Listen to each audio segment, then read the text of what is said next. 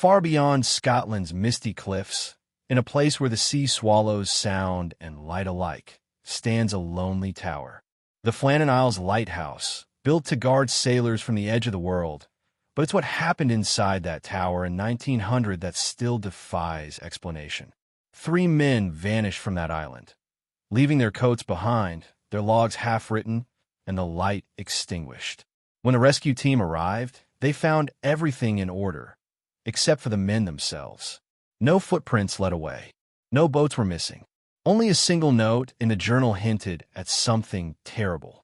The storm has passed, but the sea still roars. Yet there had been no storm. Some say they were swept away by nature's fury. Others whisper of voices in the fog, of ancient Celtic spirits guarding their domain. And then there are those who believe time itself fractured that day, and the men were simply erased.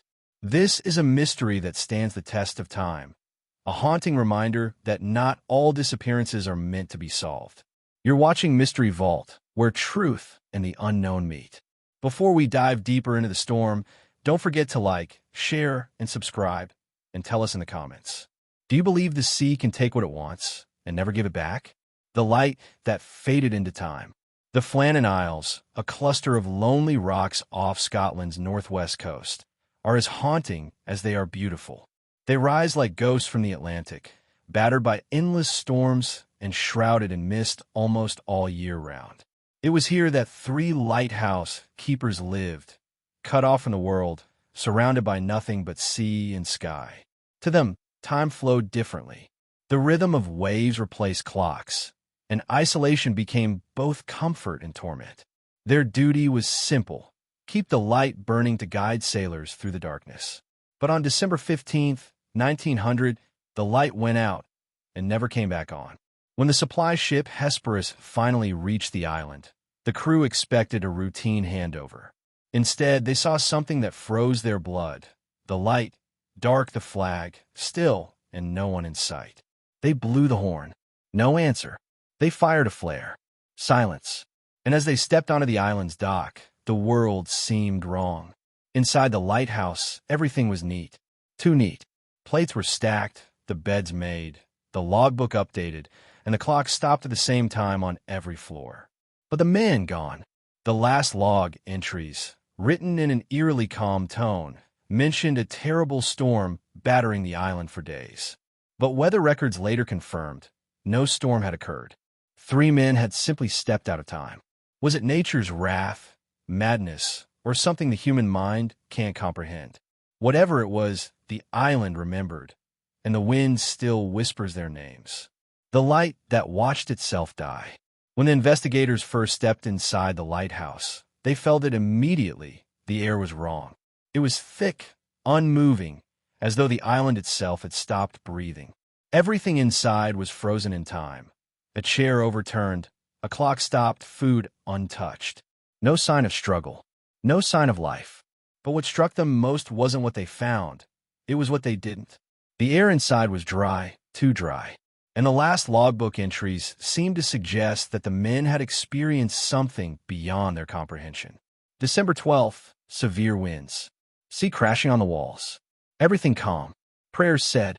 December 13th, storm continues. Men fearful. MacArthur praying. December 15th, storm ended. Sea calm. God is over all. That was the final line ever written. A strange, almost poetic farewell, as if the author knew it was the end.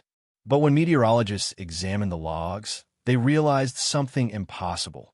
There was no storm recorded anywhere near the Flannan Isles at that time. The seas were clear. The sky was calm. So what storm were they writing about? Some claimed the storm was a metaphor, perhaps referring to an argument or mental collapse within the group. Others believed it wasn't of this world. Locals whispered that the Flannan Isles were cursed. Ancient stones said to hum at night, strange lights seen over the cliffs for centuries. And then there was the bird theory, that flocks of seabirds had acted unnaturally in the days before the disappearance, circling the lighthouse in silence. Superstitious fishermen claimed it was the sign of the sea claiming its own. When the investigation ended, the official report called it a tragic accident. 3 men lost to the waves. But the diary, the silence, and the light that never returned all told a different story. Some say when the wind is just right, you can still see the light flash once, briefly, across the sea, a reminder or a warning that whatever took the men of Flannan Isles is still there, waiting. The island whispers, folklore, fear, and the human mind. The Flannan Isles were never ordinary ground. Long before the lighthouse was built, sailors refused to set foot there unless absolutely necessary. They called it the Other Isle, a place where shadows moved in daylight and the air seemed to hum with voices that weren't quite human.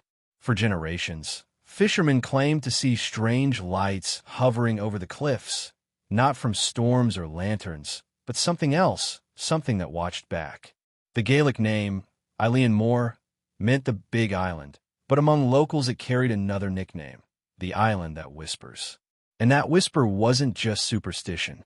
Men who worked there described feelings of unease, headaches, and sleeplessness. Some swore they heard their names being called from outside, even when the winds were still. Before 1900, one keeper allegedly begged to be reassigned, saying he heard prayers in languages no man spoke. So when the three men vanished, those old fears came flooding back. Investigators, however, needed facts, not folklore. They collected every logbook, every statement, and every rumor. A clear pattern emerged. The men had been under extreme psychological stress. Weeks of isolation, relentless weather, and the constant thrum of the sea pounding against the rock. It was enough to unmake even the strongest mind.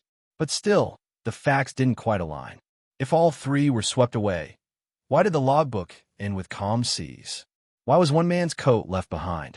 Why was the final entry written in a tone of eerie acceptance? God is over all. Some modern psychologists call it a textbook case of shared delusion, a rare phenomenon where isolated groups begin to share the same hallucinations or fears. It could explain the storm that wasn't there, the prayers, the final calm before disaster. But then again, delusion doesn't bend iron railings. Delusion doesn't erase three men without a trace. For centuries, lighthouses have been symbols of safety, but also of madness. Alone at the edge of the world, surrounded by endless noise and darkness, the human mind can fracture in ways science still struggles to explain. Was that what happened here? Did fear itself drive them to act irrationally? One mistake, one step too far toward the cliffs? Or was the fear placed there by something older than the light, older than the men who guarded it? The island's legends only deepened the mystery. Locals believed that the Flannan Isles were home to the little men, not fairies, but ancient spirits who guarded the stones. Disturbing their land, it was said, brought ruin. The lighthouse, built directly atop an ancient burial site, was thought to have angered whatever lay beneath. The more skeptics dismissed it, the more coincidences appeared, tools vanishing, lights flickering, whispers in empty corridors. And when the three keepers disappeared, the islanders said only one thing. They took the light because the light took what was theirs. In the end, the truth lay somewhere between reason and myth, between storm and silence, between what men can explain and what they dare not speak of. The official story and the unspoken truths.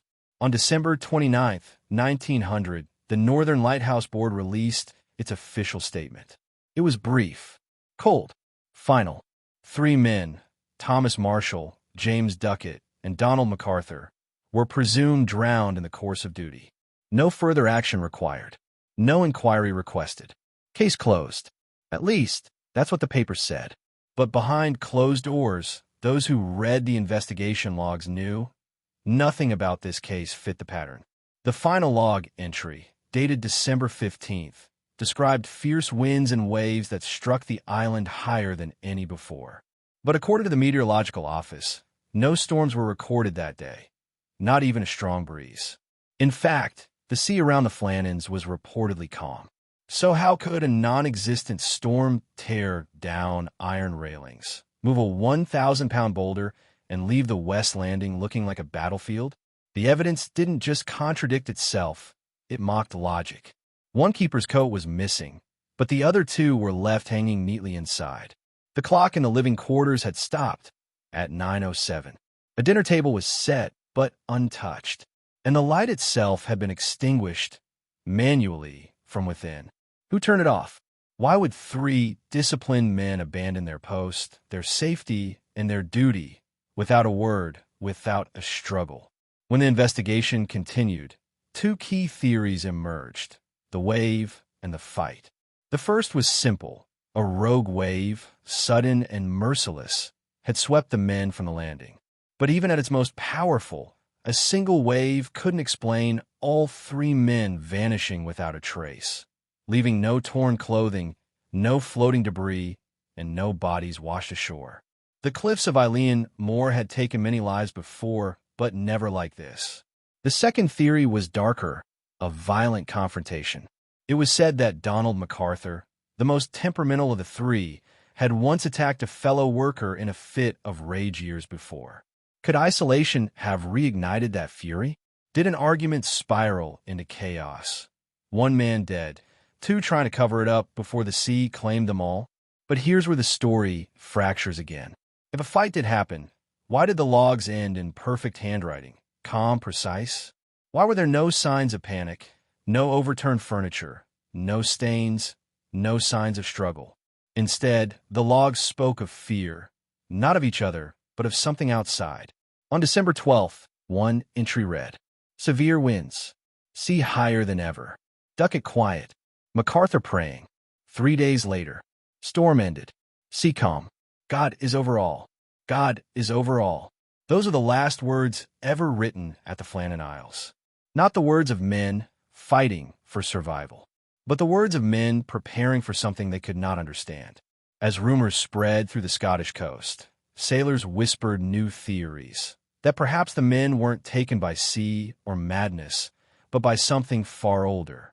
Some claimed they'd angered spirits that dwelled beneath the island stones.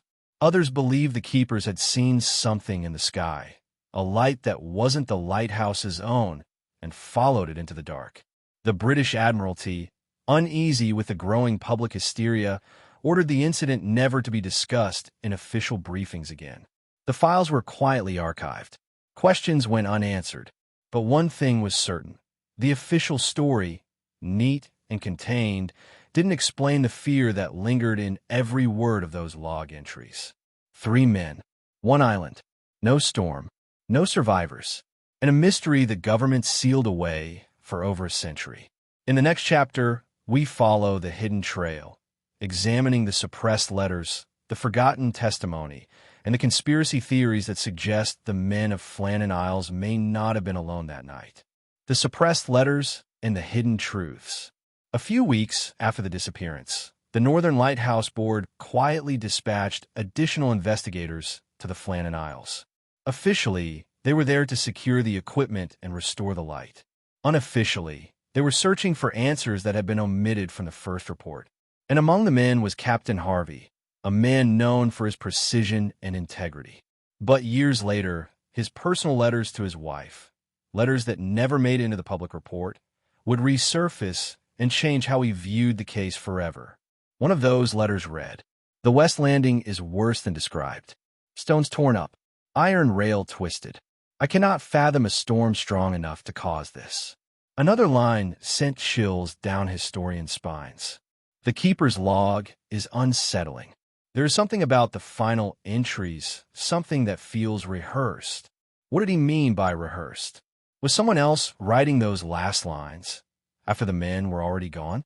Then came the unofficial testimony, gathered from a supply crew who'd been the first to arrive at the scene. They spoke of small but disturbing details never mentioned in the board's final report. A chair overturned, a coat sleeve torn, and strange scratch marks near the doorframe, as though someone had tried to hold it shut from the inside. But perhaps the most haunting piece of all came from a local postmaster in Lewis, who claimed one of the relief crew confided in him. The light was out for more than a week, yet no storm had passed through the area. The sea was calm, unnaturally calm. There was also talk of an unrecorded light, seen moving above the horizon near Eilean Moor around the night of December 15th. Several fishing vessels reported it independently, a glowing, shifting light hovering low over the water before disappearing into the mist. When the reports reached the Admiralty, they were dismissed as fishermen's superstition. But decades later, those same records were found in the archives, heavily redacted, with entire sections blacked out. If the men had been swept away by the sea, why redact the logs? Why bury first-hand witness statements? Why hide Captain Harvey's letters? Unless the truth didn't fit the narrative. Unless someone, somewhere, believed what happened that night was not natural. Some historians argue the Admiralty suppressed evidence to protect the reputation of the Northern Lighthouse Board, suggesting negligence might have caused the men's deaths. Maybe one keeper fell, another tried to rescue him, and the third joined, all three swallowed by the sea. But that explanation still ignores the missing storm, the calm seas, and the silent clock frozen at 9:07. Even modern analysts who studied the meteorological data concluded no known weather phenomenon matches the damage described. Others began to explore more controversial theories, that perhaps the men were not victims of an accident, but witnesses to something forbidden, something the British Admiralty could not afford to explain. Could the light seen that night have been an early military experiment, a secret test gone wrong, or something entirely outside human understanding? Every shred of evidence seemed to lead to one unsettling pattern. Someone knew more than they admitted.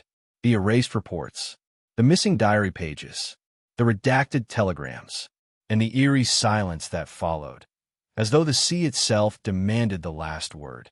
Over the years, descendants of the keepers have tried to restore their family's honor, insisting the men were neither careless nor insane. But each time new evidence surfaces, it's quietly shut down, bought out, or buried in bureaucratic silence.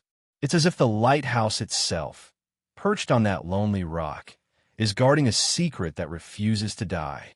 3 men vanish without a storm, their records altered, their truth erased.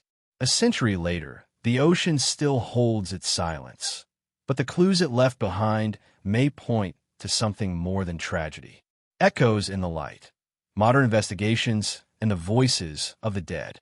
For nearly a century, the official story of the Flannan Isles Mystery stood unchanged, a tragic accident caused by bad weather.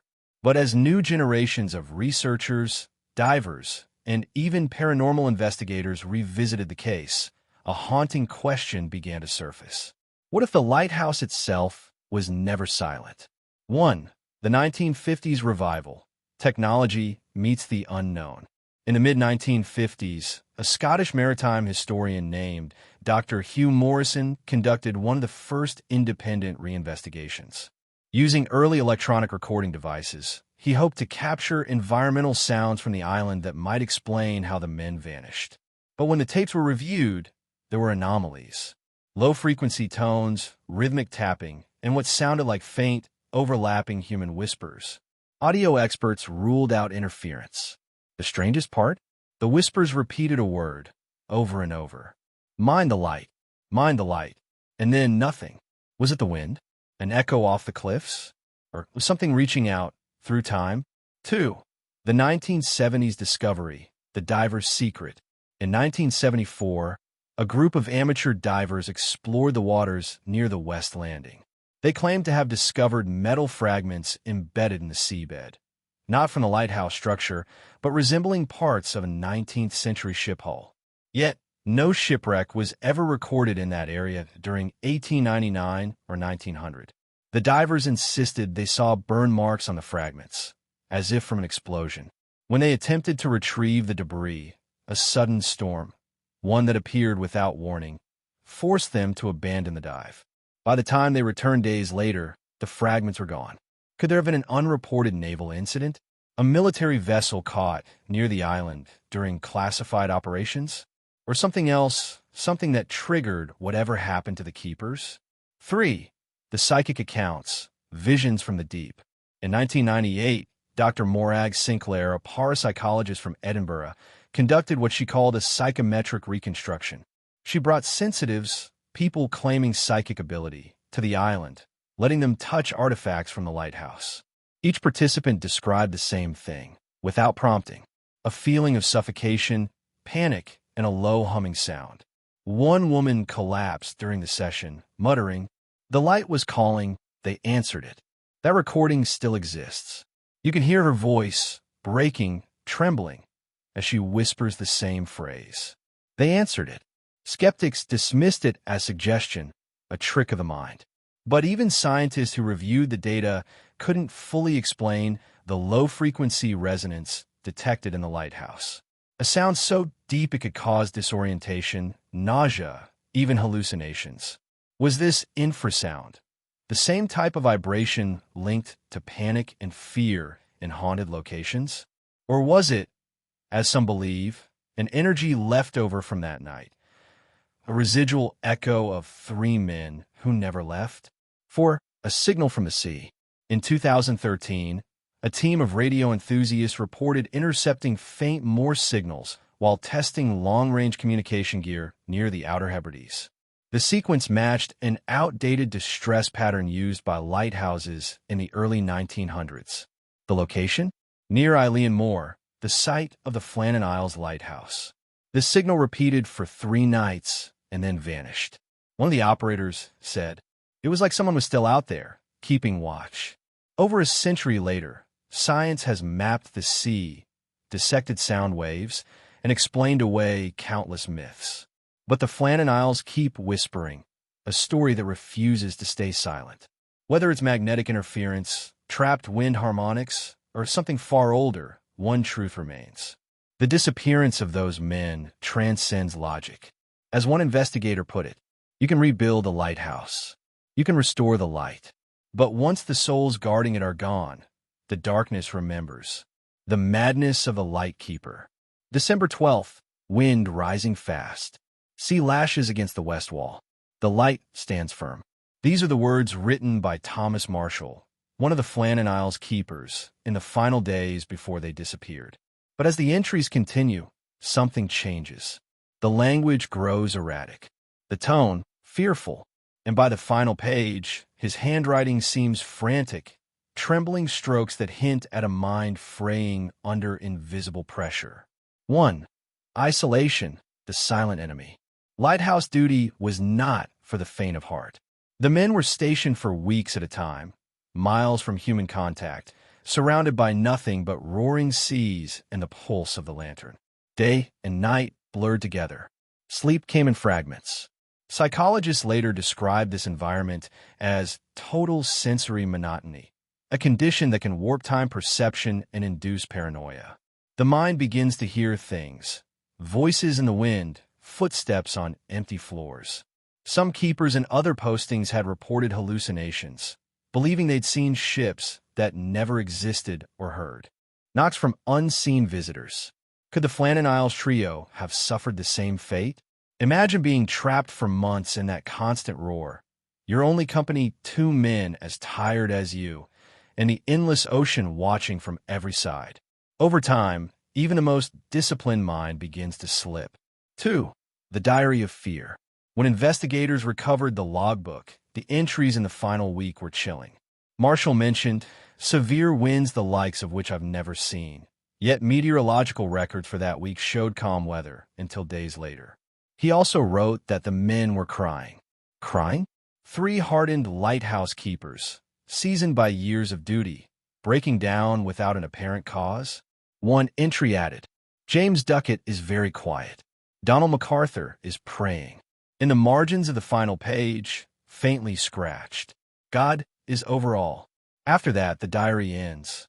Was it merely fear of an approaching storm? Or had something else, something unseen, begun to take hold of their minds? Some researchers point to infrasound, the low-frequency vibration caused by wind passing around cliffs. This deep sound, though inaudible to the ear, can trigger feelings of dread, nausea, and even panic, sensations eerily similar to what Marshall described. Others believe the cause was purely psychological, a shared psychosis, or what sailors once called the madness of the sea. 3. Signs of paranoia and ritual. When rescue crews enter the lighthouse, they found something odd. On the kitchen table sat an untouched meal, utensils neatly arranged. A chair was overturned, but there were no signs of struggle. The clock had stopped, and on one wall, a single oil lamp still faintly burned. Experts in behavioral analysis later proposed that one or more keepers may have developed delusional thinking, convinced that something or someone was watching them. Some superstitions even claimed the men performed ritual prayers or protective chants before venturing outside, perhaps believing the storm was alive, a manifestation of divine punishment. If fear truly consumed them, could it have driven them to flee into the storm together, an act of panic disguised as courage? Or was there something outside that made staying inside impossible? 4. The madness theory. A modern psychiatric review conducted in 2002 examined the diary entries and concluded that Marshall displayed signs of early psychotic depression. He may have experienced auditory hallucinations, the sensation of hearing divine or demonic voices. If his paranoia spread to the others, a mass panic could have occurred.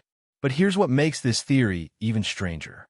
If the men ran out in terror, driven by madness, why were the oil lamps refilled? Why was the logbook updated right up to the very hour they vanished? Someone was still rational. Someone still believed they'd return. The storm may have ended, but the silence left behind was louder than any thunder. Even now, psychologists debate what exactly happened in those final hours. Some see tragedy born from the crushing loneliness of duty.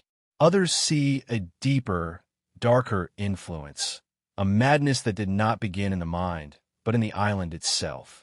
They were trained to keep the light burning through any storm. But no one warned them about the storms that rise from within.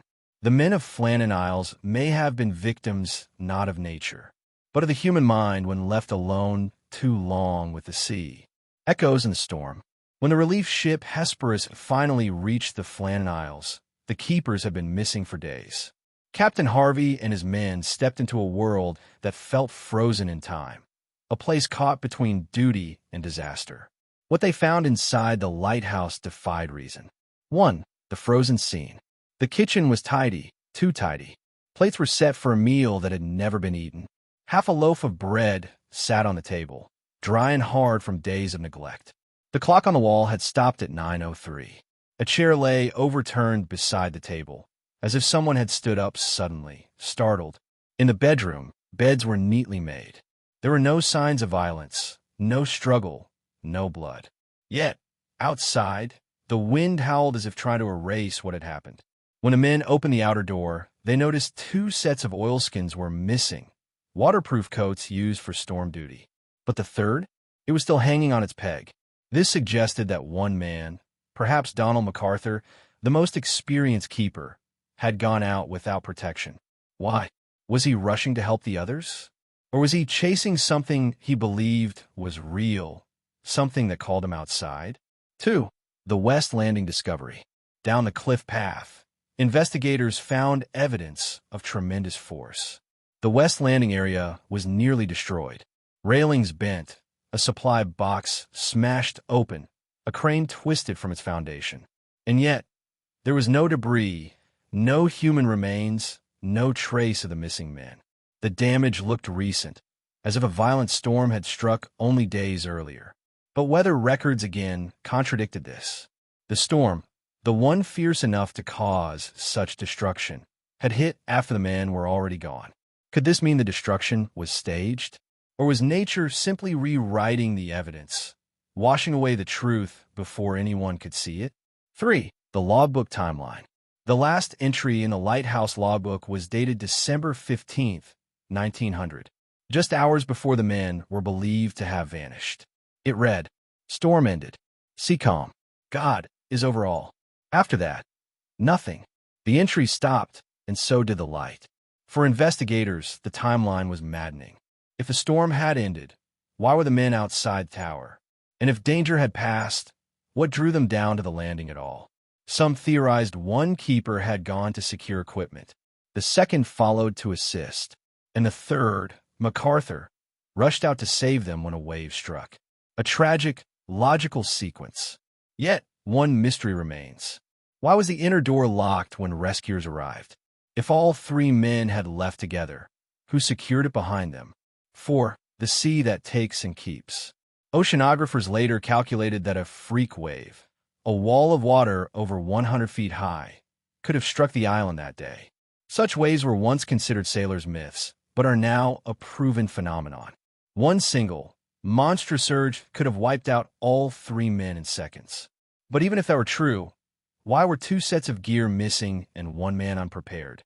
And why no trace of their bodies, tools, or lanterns ever washed ashore? Not in the days, months, or even years that followed. Fishermen from nearby Lewis Island swore they saw strange lights over the Isles that night, not from the lighthouse, but above it, moving in circles. Others reported hearing voices carried on the wind. 3 men calling each other's names. 5. The forensic search, 1930s, 1970s.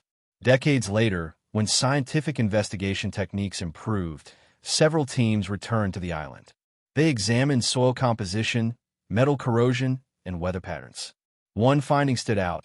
The west cliff face bore marks of impact consistent with extreme pressure from below, not above, as if something from the sea had struck upward. This deepened one of the most persistent theories, that the men may have witnessed something unnatural, a light, a craft, or a phenomenon, and gone outside to investigate. A theory the maritime authorities refused to even acknowledge publicly. But perhaps, in the end, the real culprit was not the sea nor the storm, but the very nature of isolation itself.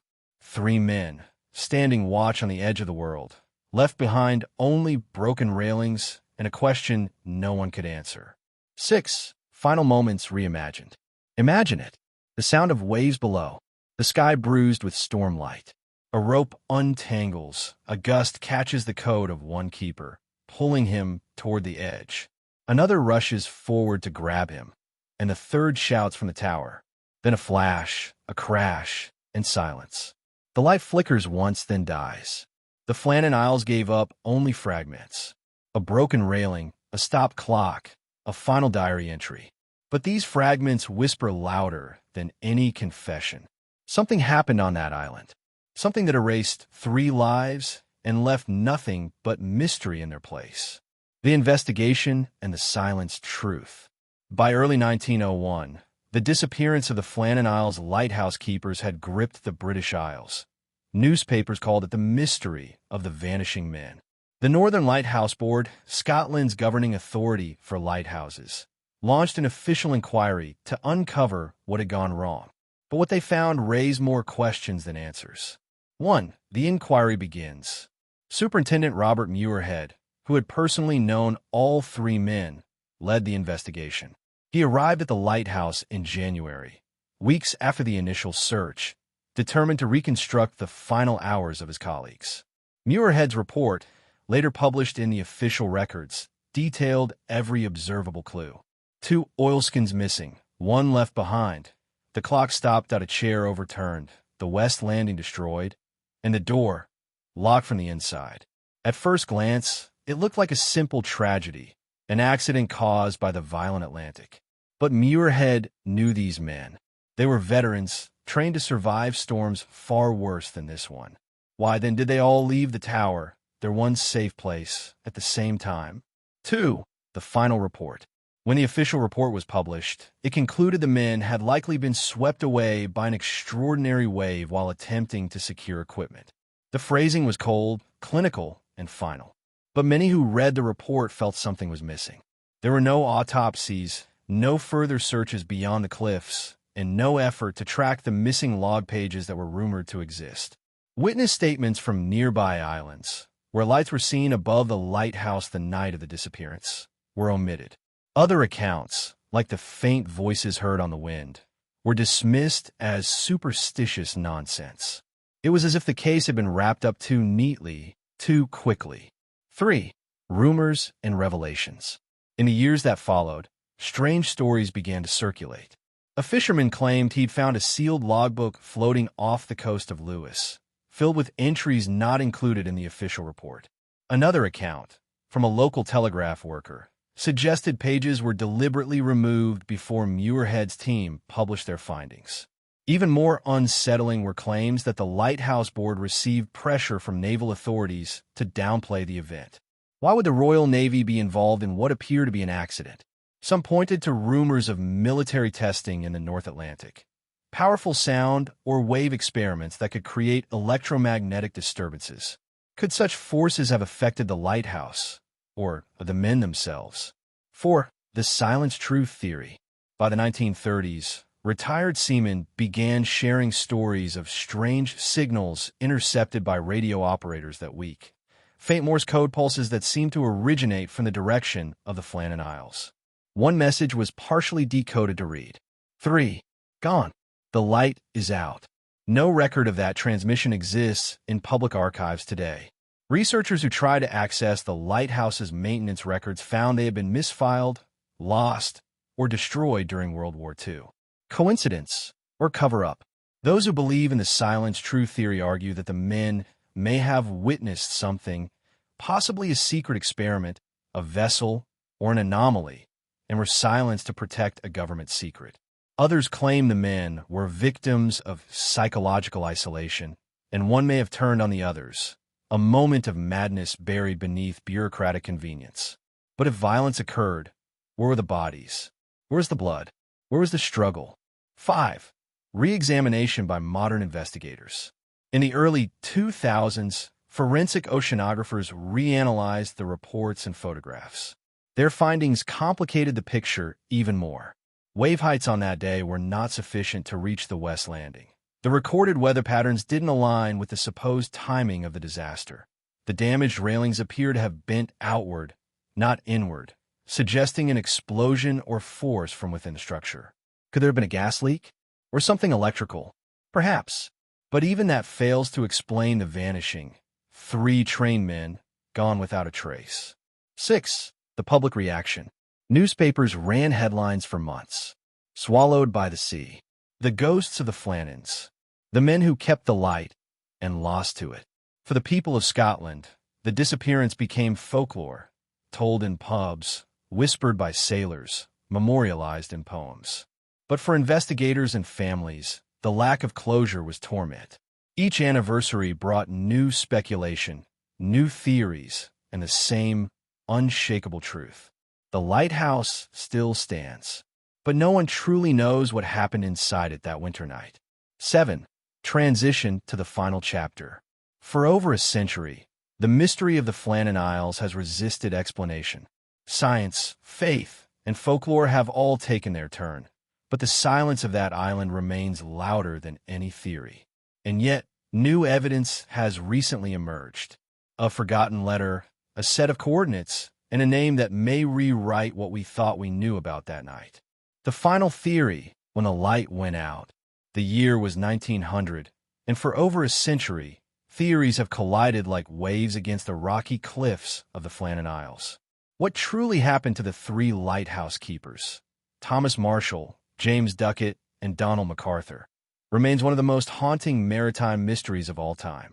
But as we reach the end of this story, let's examine the most compelling explanations and the eerie truths behind each one. Theory 1. The storm that never came. The official report claimed that a powerful storm swept the men away, tearing them from the cliffs as they attempted to secure equipment. But here's the contradiction. No storm was recorded during the window of their disappearance. Nearby ships sailed through calm seas. The weather logs at surrounding stations show nothing unusual. So, did the keepers believe a storm was coming and act out of fear? Or was that explanation deliberately written to cover up something far darker, perhaps even human error or human intent? Theory 2. The wave that shouldn't exist. Some researchers believe a rogue wave, an unpredictable wall of water towering over 100 feet, struck the island with sudden force. Such waves have since been proven real. Monsters of the ocean that appear without warning and vanish in seconds. If the men were working near the cliff edge, one colossal surge could have wiped them from the face of the earth, leaving no trace behind. But even then, why was the door locked from the inside? Why were their oilskins neatly hung up, as if they never expected to step outside. Theory 3. Madness on the rock. Isolation can twist the mind.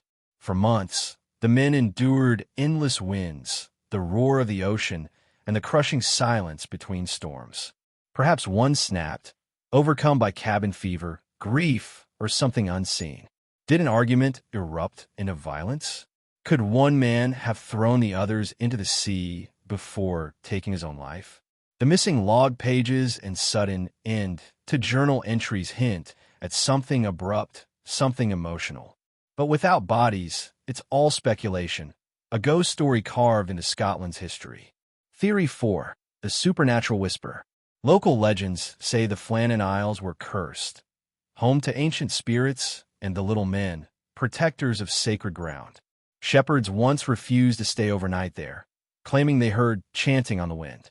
Could it be that the men, alone and vulnerable, felt they were being watched? Did something older than reason call them into the sea? Even the most skeptical sailors admit that the Isles feel wrong, heavy, haunted. And when a place carries centuries of belief, it sometimes shapes the fate of those who dare to live upon it. Theory 5. The cover-up. Some whisper about a government secret, a test gone wrong, or even foreign interference. In 1900, tension rippled across Europe. Nations arming themselves, testing naval technology. Was the Flannan Isles Lighthouse part of something experimental, and the keepers caught in it? The missing paperwork, the vague official statements, the rapid closure of the inquiry, all suggest that perhaps the truth was never meant to be found.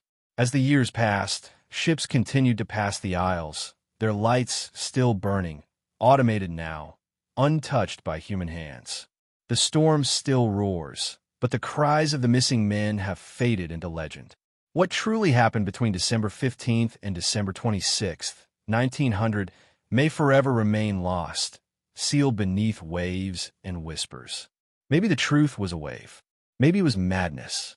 Or maybe, just maybe, the island claimed them, as it always does. When the light of Flannan Isles went out, it didn't just mark the end of 3 lives. It marked the moment when the sea itself swallowed certainty, leaving us forever to wonder. What really happened when the lightkeepers vanished? The light that vanished from the world. The ocean never forgets. It whispers. It mourns. And somewhere beyond the mist of Scotland's farthest cliffs, the Flannan Isles still keep their secret. 3 keepers, their laughter once echoing through those stone walls, simply ceased to exist. No struggle, no footprints, no goodbyes, only a silent tower and a light that went out in the middle of the night. For over a century, the world has searched for logic, for reason, in a place that defies both. Some say the storm took them. Others whisper it was madness. But sailors still swear that on the roughest nights, the light of Eilean Moor flickers, just once, as if someone's still up there, tending the flame. Perhaps time folded. Perhaps the island is a place where reality thins, where those who look too long into the storm are claimed by it. Or perhaps the keepers became part of the legend itself, their spirits forever woven into the roar of the Atlantic. As the beam fades, so too does certainty. And we're left with what every great mystery leaves behind. Wonder. If this story haunted you, if it made you question where truth ends and legend begins, then let's explore the unknown together. Subscribe to @Mystery Vault 80, where we open the doors to the world's deepest mysteries, those that history cannot explain. Like this video if it made you think twice about what's real. Share it with someone who feels drawn to the strange, the forgotten, the unsolved. And tell us in the comments, what do you think happened when the light went out? Because here, every mystery finds its voice, and every voice keeps the mystery alive. Until next time, keep watching the horizon, for even the brightest light can disappear. And when it does, what remains is the question, why?